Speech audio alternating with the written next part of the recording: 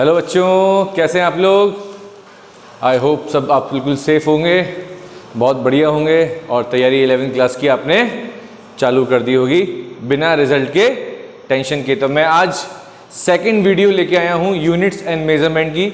जो मेरी पहली वीडियो थी उसमें कुछ मैंने बेसिक्स बताए थे आपको यूनिट्स एंड मेजरमेंट के बारे में, जैसे कि हमारी फंडामेंटल क्वांटिटीज़ क्या होती हैं, डिराइव्ड क्वांटिटी क्या होती हैं, सप्लीमेंट्री क्वांटिटी क्या होती हैं, डायमेंशन फॉर्मूलेस क्या होते हैं, डायमेंशन क्या होते हैं। तो आज बेसिकली अगर हम बात करें तो आज आपको एक तो डायमेंशनल फॉर्मूले निकालना सिखाएंगे कि किसी भी क्वांटिटी के डायमेंशनल फॉर्मूले को हम कैसे लिखते हैं या हम कैसे बनाते हैं। तो अगर आपको डायमेंशन फॉर्मूले अगर आपको निकालने आ गए तो ये आपके आगे चल करके इस यूनिट में काफ़ी हेल्प करेंगे। तो ये मान के चलिए यूनिट्स एंड मेजरमेंट में जो आपको ये डायमेंशनल फॉर्मूलेज हैं ये बेसिक है। अगर आपको ये नहीं आएंगे तो आप आगे जो जितने भी क्वेश्चंस बनते हैं इसकी एप्लीकेशन पे बेस्ड डायमेंशनल एनालिसिस की, उन क्वेश्चंस को आप सॉल्व नहीं कर पाएंगे। तो ये फंडामेंटल है, आपको ये डायमेंशन फॉर्मूले आने चाहिए। अगर ये डायमेंशन फॉर्मूले आपको निकालना नहीं आते हैं तो आप आगे इस चैप्टर में कुछ भी नहीं कर पाएंगे। तो सबसे पहले हम बात करें डायमेंशन फॉर्मूले क्या होते हैं। जैसे मैंने आपको बताया था लास्ट क्लास में, अगर आपने मेरी पहली वीडियो नहीं देखी है तो प्लीज एक बार उस वीडियो को जाकर देखें, जिससे आपको फंडामेंटल क्वांटिटी डायमेंशनल फॉर्मूले किस तरह से हम रिप्रेजेंट करते हैं उनको, तो आपको वो इजीली हो जाएगा कि ये हम कैसे डिराइव कर रहे हैं, कैसे हम सॉल्व कर रहे हैं। समझ में आ रही बात? ओके। तो अगर हम बात करें, जैसे कि मैंने आपको बताया था कि मास का डायमेंशनल फॉर्मूला क्या होता है, m होता है।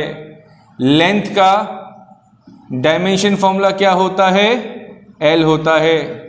टाइम का डायमेंशन फॉर्मूला क्या होता है, t होता है। ठीक। करंट का डायमेंशन फॉर्मूला फटाफट रिकॉल करा रहा हूं मैं आपको। करंट का डायमेंशन फॉर्मूला क्या होता है, a होता है। टेम्परेचर का डायमेंशन फॉर्मूला क्या होता है, k होता है। और हमारे पास ल्यूमिनियस इंटेंसिटी है, इसका डायमेंशन फॉर्मूला क्या होता है, याद करो, CD क्या होता है, CD। और लास्ट अमाउंट ऑफ सब्सटेंस, इसका डायमेंशन फॉर्मूला क्या होता है, इसका डायमेंशन फॉर्मूला MOL होता है। ठीक। अगर आपको ये बेसिक डायमेंशन फॉर्मूले अगर आपको आते हैं तो आप किसी भी क्वांटिटी के डायमेंशन फॉर्मूले को इजीली डिराइव कर सकते हैं। समझ में आ रही बात? तो यहां पे मैंने कुछ थोड़े से डिफिकल्ट जो है क्वांटिटीज उनके डायमेंशन फॉर्मूले लिखे हैं। पहले एक बार मैं आपको बेसिक जो क्वांटिटीज होती हैं उनके डायमेंशन फॉर्मूले निकालना सिखा देता हूं। तो सबसे पहले मैं बात कर रहा हूं यहां पर एरिया की। एरिया का फॉर्मूला, बेसिक फॉर्मूला क्या होता है, लेंथ इंटू ब्रेड्थ। तो लेंथ का डायमेंशन फॉर्मूला क्या होता है, L होता है सर। ब्रेड्थ क्या है, ब्रेड्थ भी एक डिस्टेंस है, तो डिस्टेंस मतलब पाथ और पाथ मतलब लेंथ, तो इसका मतलब ब्रेड्थ भी क्या होगा सर, डायमेंशन फॉर्मूला क्या होगा इसका, L होगा। L इंटू एल क्या हो जाएगा, L square. What is the dimension formula of area, L square. तो इसको हम क्या कहते हैं, डायमेंशनल फॉर्मूला। या डायमेंशंस ऑफ किसके, डायमेंशंस ऑफ एरिया। इसकी अगर मैं यूनिट की बात करूं तो लेंथ की यूनिट क्या होती है, मीटर होती है। लेंथ का स्क्वायर है इसलिए क्या आ गया, मीटर स्क्वायर। अगर मैं बात करूं वॉल्यूम की तो वॉल्यूम का डायमेंशन फॉर्मूला क्या होगा, length into breadth into height. L, breadth भी क्या है, एक डिस्टेंस ही है, हाइट भी क्या है, एक डिस्टेंस ही है। डिस्टेंस मतलब लेंथ, तो इसका डायमेंशन फॉर्मूला क्या आ गया, L क्यूब। यूनिट क्या हो जाएगी इसकी, metre cube. What is the unit of volume, metre cube. ठीक। और डायमेंशन क्या होंगे इसके, L क्यूब। स्पीड का फॉर्मूला बताओ फटाफट, क्या होना चाहिए। स्पीड का फॉर्मूला क्या होता है, डिस्टेंस अपॉन टाइम। डिस्टेंस का डायमेंशन फॉर्मूला क्या होगा, what is distance, total length. It means हम लेंथ की बात कर रहे हैं। टाइम का डायमेंशन फॉर्मूला क्या होगा, टी को ऊपर ले जाइए, LT-1 is the dimension formula of speed. आप चाहें तो इसको m की पावर 0, L की पावर 1, T की पावर -1 से भी रिप्रेजेंट कर सकते हैं। आप बोलेंगे सर ये मास तो यहाँ पर है ही नहीं, मास क्यों लिखा आपने, तो यहाँ पे भी मास नहीं है बेसिकली देखा जाए तो। क्यों, m की पावर 0, किसी की भी पावर 0 होती है तो उसकी वैल्यू क्या होती है, 1 होती है। बात समझ में आ रही है? तो what is the dimension of speed, m की पावर 0, L की पावर 1 T की पावर -1। क्लियर? तो आपने एक बेसिक चीज देखी, जब तक मेरे को ये वाले formulas length into breadth into height, distance upon time, ठीक। एक और एग्जांपल देखो फोर्स का, क्या होता है फोर्स का फॉर्मूला। अगर आपको ये बेसिक फॉर्मूले क्लियर नहीं होंगे तो आप भूल जाइए कि आपको डायमेंशन फॉर्मूले आप कभी भी निकाल पाएंगे। कितने डायमेंशन फॉर्मूले रटेंगे आप अपनी एनसीईआरटी पार्ट 1 के लास्ट के पेजेस में देखेंगे तो वहां पर करीब आपको 80 to 90 क्वांटिटीज दे रखी हैं, उनके डायमेंशन फॉर्मूले दे रखे हैं। क्या आप 90 क्वांटिटी के डायमेंशनल फॉर्मूले रट सकते हैं? क्या पॉसिबल नहीं है।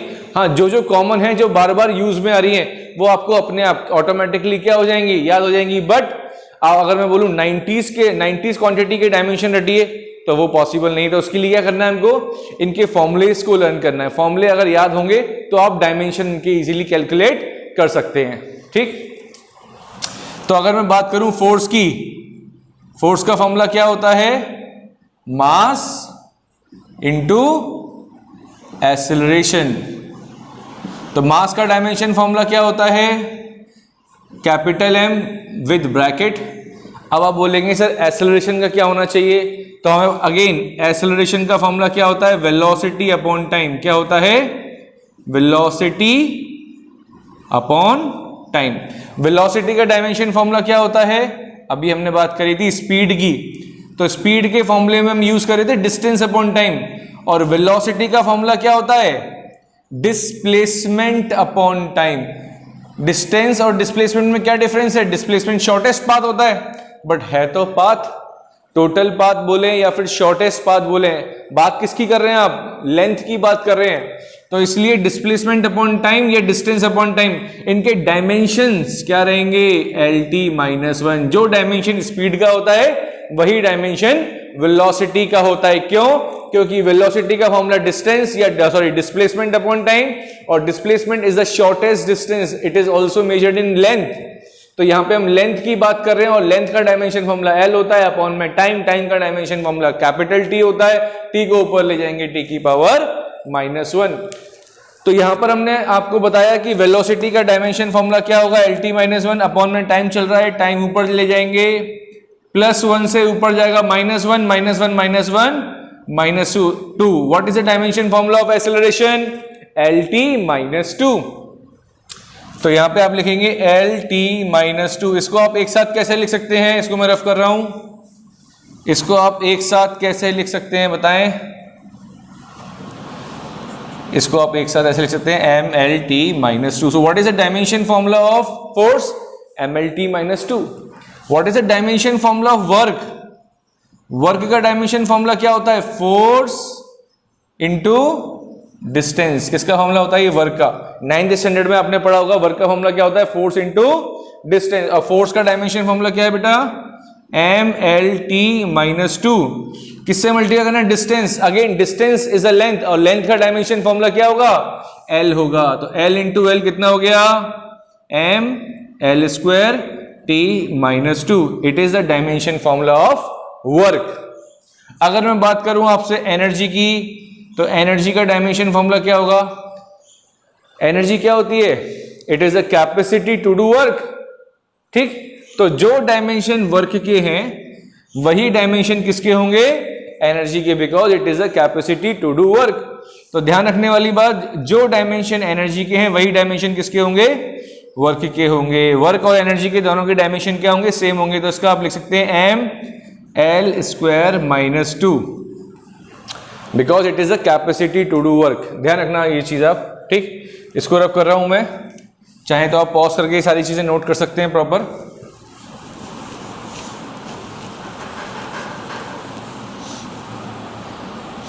चलिए ओके, नेक्स्ट अगर हम बात करें आपसे प्रेशर की, प्रेशर का डायमेंशन फॉर्मूला क्या होगा, what is the formula of pressure.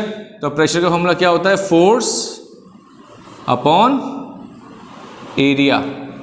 Force का फॉर्मूला क्या बताया था आपको मैंने, MLT-2। एरिया क्या होता है, length into breadth, L², L की पावर 1 L की पावर 2, +2 ऊपर जाएगा तो -2 एंड 1 -2 -1। तो ML-1 T-2 is a dimension formula of pressure. समझ में आ रही बात? तो क्या चीज देखी आपने कॉमन? अभी जितने भी हम क्वांटिटी के डायमेंशन फॉर्मुलेज जो हैं फाइंड कर पा रहे हैं just because of the basic formula of any physical quantity. With the help of this formula you can easily find the dimensions of every quantity, each and every quantity. If you know the formula, then you can find the dimension. If you don't know the formula, then you cannot find the dimension of any physical quantity. So what is the important point? You have to remember the formulas of so many quantities. अब sir ये इतनी सारी quantity याद कैसे होंगी? तो इनको याद रखने की जरूरत नहीं है, जैसे जैसे आपके चैप्टर में आती जाएंगी ऑटोमेटिकली आपको ये याद होती जाएंगी। समझ में आ रही बात? तो अभी स्टार्टिंग में हम सारी क्वांटिटी की बात करें, अभी हमने एक्सप्लेन नहीं करी कि ये क्या होता है, ये क्या होता है। हमें सिर्फ उसके अभी फॉर्मूले याद रखने हैं, मैक्सिमम से मैक्सिमम जितने हम याद रख सकते हैं, और उसके बाद उन फॉर्मुलेस के बिहाफ पर आप उनके डायमेंशंस को कैलकुलेट कर सकते हैं। तो यहाँ पे कुछ और एग्जांपल मैंने यहाँ पे दिए हुए हैं। Coefficient of viscosity. अब आप बोलेंगे सर ये कोफिशिएंट ऑफ विस्कोसिटी क्या होती है? तो मैंने अभी कहा आपको, अभी इन क्वांटिटीज का मतलब क्या है ये जरूरी नहीं समझना, अभी हमें इन क्वांटिटीज के फॉर्मुलेज अच्छी तरह आने चाहिए। जैसे जैसे आप चैप्टर पढ़ते जाएंगे इन क्वांटिटीज का मतलब भी आप इजीली समझते जाएंगे। क्लियर बात? ओके। कोफिशिएंट ऑफ विस्कोसिटी का फॉर्मूला होता है फोर्स अपॉन एरिया, ये v वेलोसिटी होता है और l क्या होता है? लेंथ होता है। ठीक। फोर्स का डायमेंशन क्या होता है? m(l(t)-2। लेंथ का डायमेंशन क्या होता है? l। एरिया का डायमेंशन क्या होता है? l²। वेलोसिटी का डायमेंशन क्या होता है? lt-1। क्या होता है? lt-1। इसको जरा सॉल्व करिए। l into L, l², upon में क्या दिख रहा है? l²। तो ये क्या हो जाएगा? Cancel out. क्या बचा हमारे पास? m बचा। ठीक। और क्या बचा हमारे पास? l। l कहाँ जाएगा? ऊपर जाएगा। l ऊपर जाएगा तो क्या हो जाएगा? -1। ये -2 है, ये -1, -1 ऊपर जाके क्या हो जाएगा? +1। -2 + 1 क्या बचेगा? -1। सो what is the dimension of coefficient of viscosity? तो आप बोलेंगे ml-1 t-1। ठीक। This is the dimension of coefficient of viscosity. इसकी अगर यूनिट की बात करें तो, मास की बात करें तो मास किस में मेजर करते हैं? किलोग्राम में। लेंथ किस में मेजर करते हैं? मीटर में। बट l की पावर -1 है इसलिए m की पावर भी क्या आएगी? -1 आएगी। यहाँ पे है टाइम, टाइम की पावर किस में चल रही है? -1। टाइम की यूनिट क्या होती है? सेकंड। तो यहाँ पे भी क्या आ जाएगा? -1। सो what is the unit of coefficient of viscosity? Kilogram पर मीटर पर सेकंड। समझ में आ रही इतनी बात? बहुत सिंपल है अभी तक तो। ठीक है। सरफेस टेंशन की बात कर रहे हैं हम। सरफेस टेंशन का फॉर्मूला होता है फोर्स अपॉन लेंथ। क्या होता है? Force upon length. तो क्या होता है फोर्स अपॉन लेंथ? फोर्स का फॉर्मूला क्या होता है? ml(t)-2। लेंथ का डायमेंशन क्या हो गया? l। l से l cancel out. m(t)-2 is the dimension formula of surface tension. Unit की बात करेंगे तो मास की यूनिट किलोग्राम, टाइम की यूनिट सेकंड, -2 लगा देंगे। क्यों? क्योंकि यहाँ पे t की पावर क्या चल रही है? -2 चल रही है। Clear? Universal law of gravitation 9th standard में ये पढ़ रखा है आपने। According to Newton law of gravitation, every object attract another object with a force of gravitation which is directly proportional to product of their masses and inversely proportional to the square of the distance between them. तो आपने ये statement पढ़ रखी है। उस statement में आप जब डायरेक्टली प्रोपोर्शनल का साइन हटाते हैं, कांस्टेंट लगाते हैं जिसको आप कैपिटल G बोलते हैं, और उस कैपिटल G की वैल्यू निकालनी है। तो F इक्वल्स टू क्या होता है? G m1 m2 upon r²। यहां से किसके आपको डायमेंशन निकालने हैं? G के डायमेंशन निकालने हैं। जब आप G के डायमेंशन निकालेंगे तो r² इधर आ जाएगा, तो f r² m1 m2, f r² m1 m2। जरा बताइए क्या होगा? f की वैल्यू क्या होती है? ml(t)-2। समझ में आ रही बात? r क्या होता है? दोनों मासेस के बीच में, दोनों ऑब्जेक्ट के बीच में सेपरेशन। तो यहां पे हम बात करें r की वैल्यू किससे रिप्रेजेंट करेंगे? डिस्टेंस के स्क्वायर से, अपॉन मास किस में मेजर करते हैं? मास मतलब मास का डायमेंशन फॉर्मूला क्या होता है? कि l m। तो m इंटू एम क्या हो गया? m²। ये +1 है, ये नीचे +2 ऊपर जाके -2। तो m1 -2 क्या बचेगा? m की पावर -1। l इंटू एल क्या बचेगा? l³ t की power -2 is the dimension formula of universal law of gravitation. इसकी यूनिट बताओ फटाफट। kg -1 metre cube and second की पावर -2। समझ में आ रही बात? Okay, next is impulse. What is the impulse का formula? Force into time. Again force का डायमेंशन फॉर्मूला mL/t-2। टाइम का डायमेंशन फॉर्मूला क्या होता है? t होता है t की पावर -2 और ये t की पावर +1, -2 + 1 अगेन -1। तो इम्पल्स का डायमेंशन क्या होगा? mL/t-1। यूनिट की बात करेंगे तो किलोग्राम मीटर पर second. This is a unit of impulse. Torque का फॉर्मूला क्या होता है? इसको क्या बोलते हैं? टॉर्क। टॉर्क का फॉर्मूला होता है फोर्स इनटू परपेंडिकुलर डिस्टेंस। तो अगेन फोर्स का डायमेंशन फॉर्मूला क्या होता है? mL/t-2 एंड डिस्टेंस का क्या होता है? L होता है। L इंटू L क्या हो जाएगा? L²। तो mL²t-2 is a dimension formula of torque. Torque की यूनिट क्या होगी? देखो, फोर्स की क्या होती है? न्यूटन, और डिस्टेंस की क्या होती है? डिस्टेंस की क्या होती है? मीटर। तो इसकी आप यूनिट लिख सकते हैं न्यूटन मीटर। क्या लिख सकते हैं? Newton metre. यहां पर भी आप इसकी यूनिट क्या लिख सकते हैं? Newton second. न्यूटन सेकेंड भी लिख सकते हैं और ये यूनिट भी आप इसकी लिख सकते हैं।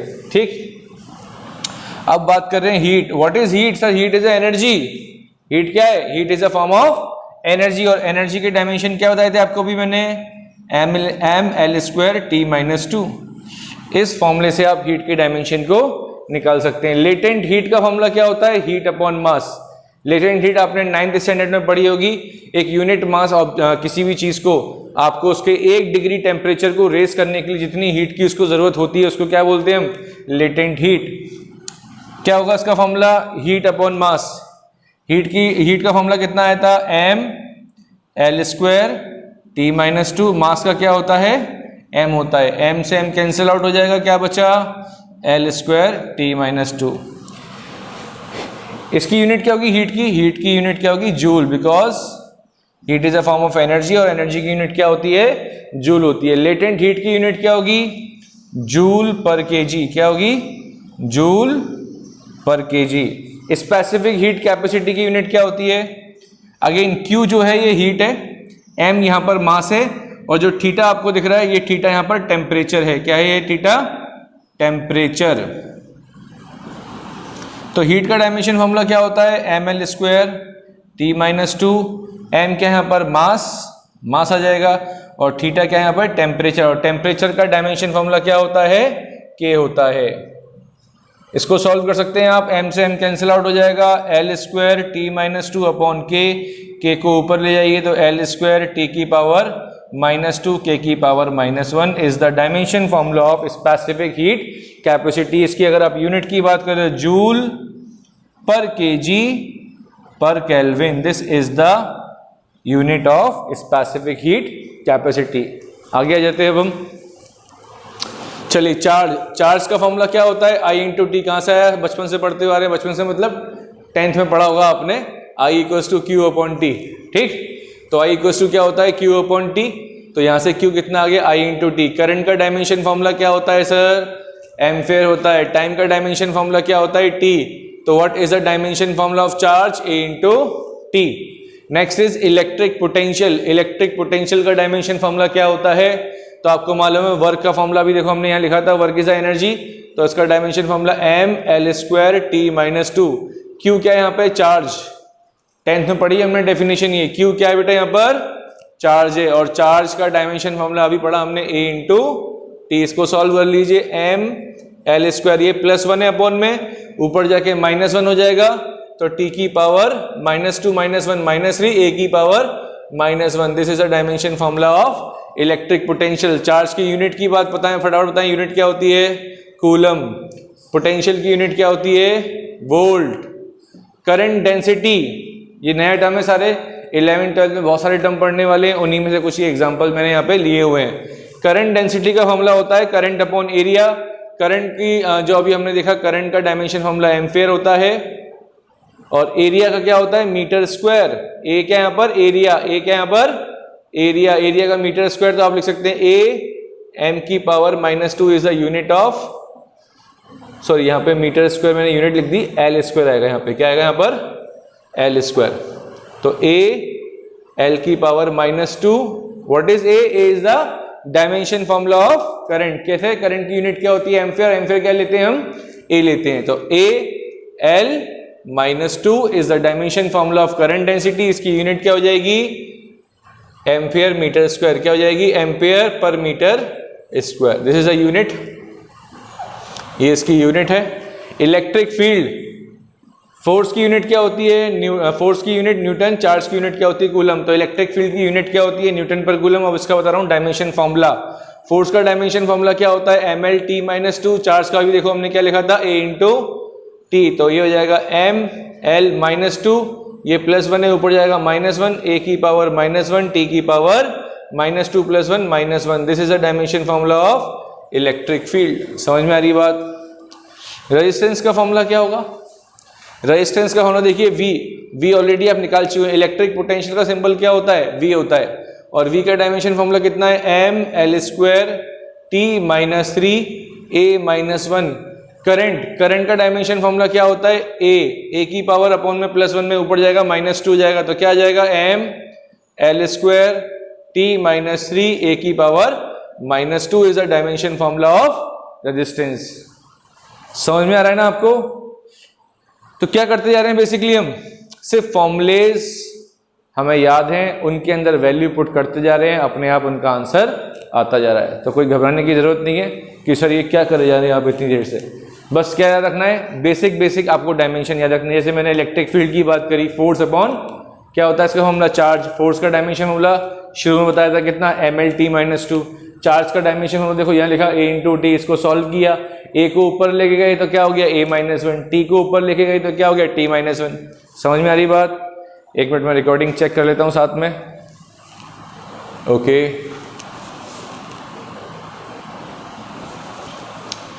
रेजिस्टेंस का क्लियर हुआ?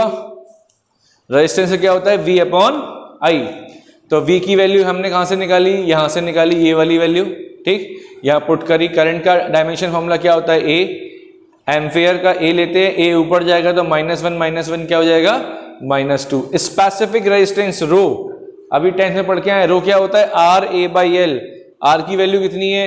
ml² t -3 a -2। एरिया का डायमेंशन फॉर्मूला क्या होता है? L²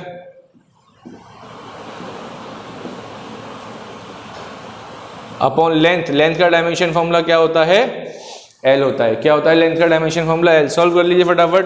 L² L की पावर 4 अपॉन में क्या है? L। ऊपर L की पावर 4 है, नीचे एक L है, L³ बचेगा। तो यहां पे आप लिख सकते हैं ml³ t की पावर -3 a की power -2। This is the dimension formula of resistance. Specific resistance it means resistivity का डायमेंशन फॉर्मूला है। ठीक, पावर ऑफ अ लेंस क्या होता है? 1 फोकल लेंथ। ये भी आपने 10th में पढ़ा है। फोकल लेंथ क्या है? डिस्टेंस कहां से? ऑप्टिकल सेंटर से, जहां पे सारी रेज एक पॉइंट पे मीट हो रही हैं या ऐसा लग रहा है कि मीट हो रही है। ठीक, तो 1 फोकल लेंथ मतलब 1/L। फोकल लेंथ क्या है? एक लेंथ है, और लेंथ का डायमेंशन फॉर्मूला L। 1/L को क्या लिख सकते हैं?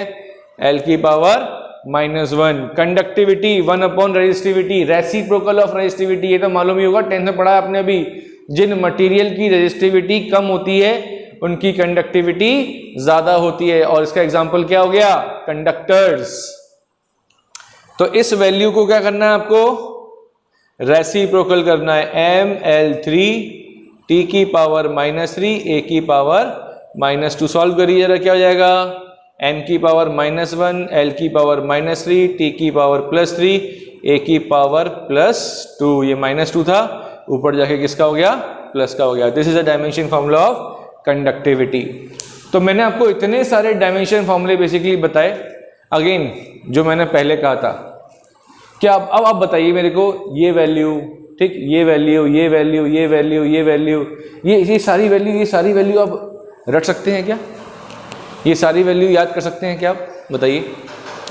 मिस्टेक कर देंगे ना अगर रटने की कोशिश भी करेंगे। तो इसलिए हमें क्या करना है? उसके लिए हमें ये फॉर्मूलेज याद रखने हैं। जैसे coefficient of viscosity, force upon area into velocity और यहाँ पे length, surface tension force upon length, universal law of gravitation F into r square upon m1 m2, impulse का formula force into time, torque का formula force into distance, heat is a form of energy, latent heat heat upon mass, specific heat capacity heat upon mass into temperature, charge का formula I into t, electric potential W upon Q, current density current upon area, electric field force upon charge, resistance resistance की unit पता है आपको क्या होती है, ओम होती है, स्पेसिफिक रेजिस्टेंस की यूनिट क्या होती है, ओम मीटर, पावर ऑफ लेंस की पावर की यूनिट क्या होती है, डायोप्टर, ठीक है, और इसकी क्या होती है, ohm inverse metre inverse.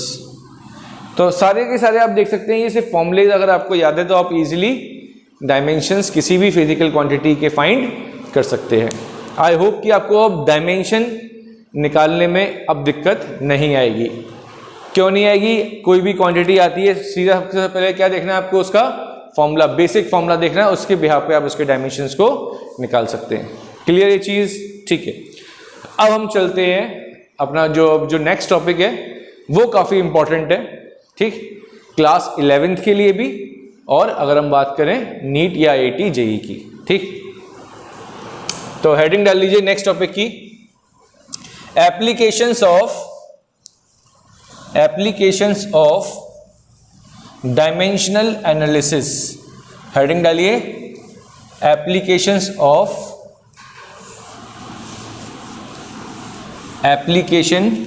Of dimensional analysis.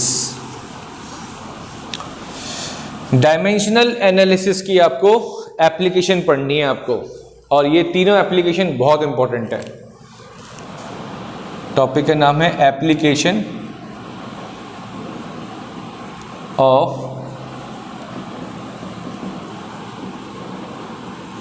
Dimensional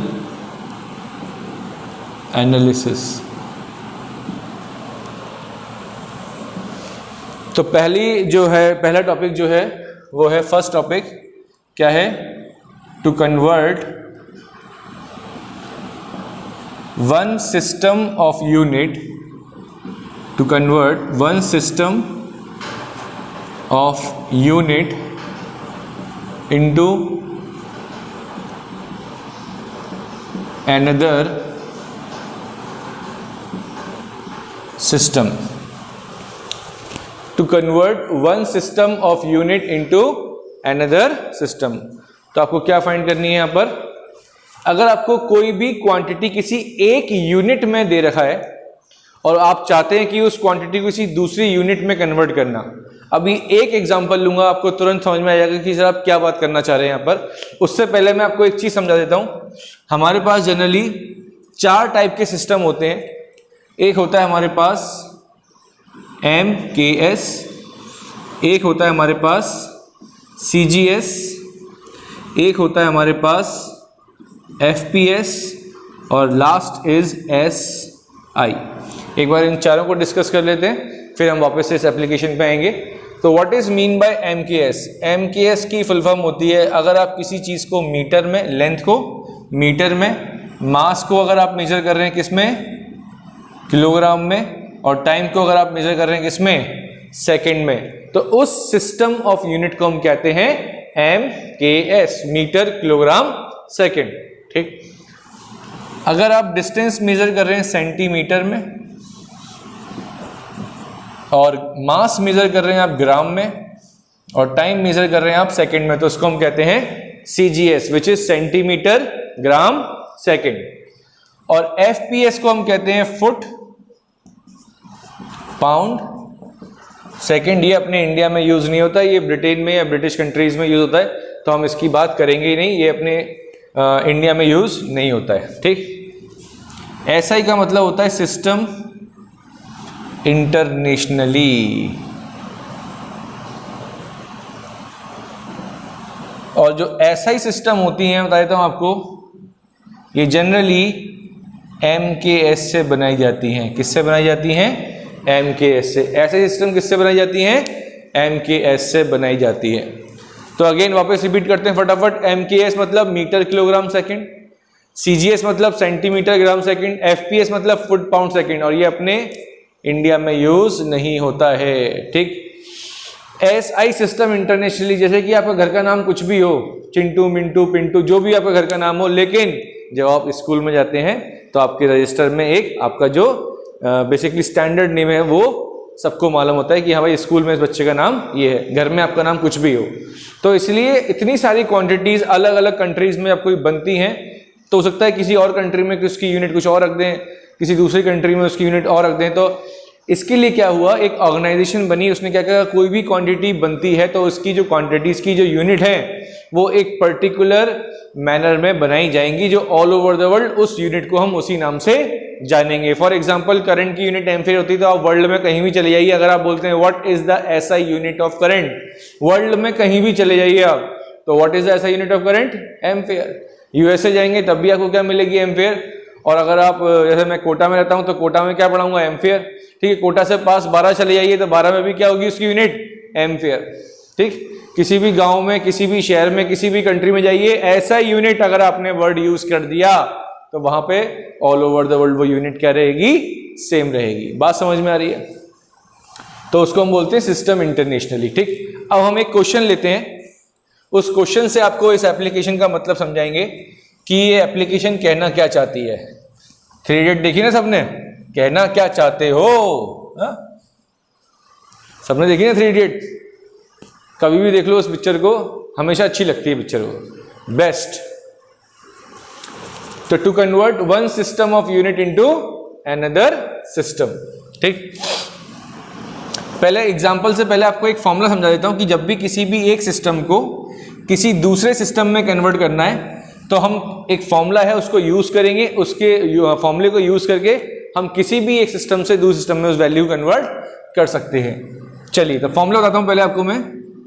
N2 equals to N1 M1 upon M2 की power A, L1 upon L2 की power B, T1 upon T2 की पावर C। क्या होता है formula, N2 equals to N1 M1 upon M2 की power A, L1 upon L2 की power B, T1 upon T2 की power C।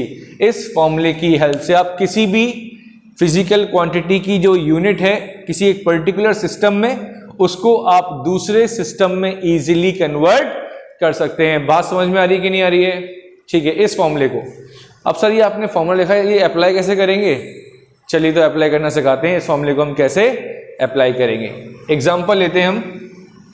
बहुत basic सा एग्जाम्पल ले रहा हूं अभी मैं, क्योंकि स्टार्टिंग है, अभी मैं ज्यादा हाई लेवल का क्वेश्चन नहीं ले सकता, वरना हाई लेवल का लिए तो आप कंफ्यूज हो जाएंगे।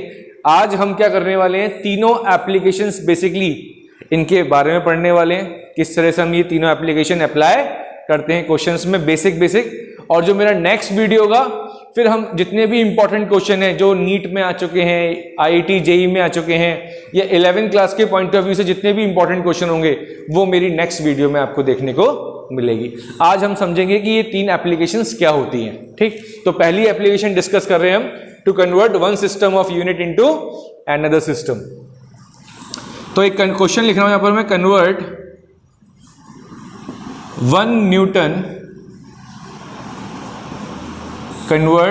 Newton into dyne. क्वेश्चन है कन्वर्ट, कितना न्यूटन कन्वर्ट करना है आपको, 1 न्यूटन कन्वर्ट करना है। किस में कन्वर्ट करना है, डाइन में। अब आप बोलेंगे सर ये डाइन क्या है, ऐसे नाम मत बोलिए सर, डर लग रहा है हमको, है ना। कोई बच्चा अगर रात में वीडियो देख रहा होगा, डाइन का नाम सुनेगा तो क्या होगा, डर जाएगा। बट डरने की जरूरत नहीं है। ये जो न्यूटन है ये तो आपको मालूम ही है किसकी क्वांटिटी है, सॉरी किसकी यूनिट है, ये न्यूटन किसकी यूनिट है, ये फोर्स की एसआई यूनिट है। फोर्स की क्या है, एसआई यूनिट है। समझ में आ रही बात। So what is the SI unit of force, newton. ठीक, dyne is also a unit of force, dyne is also a unit of force, but it is in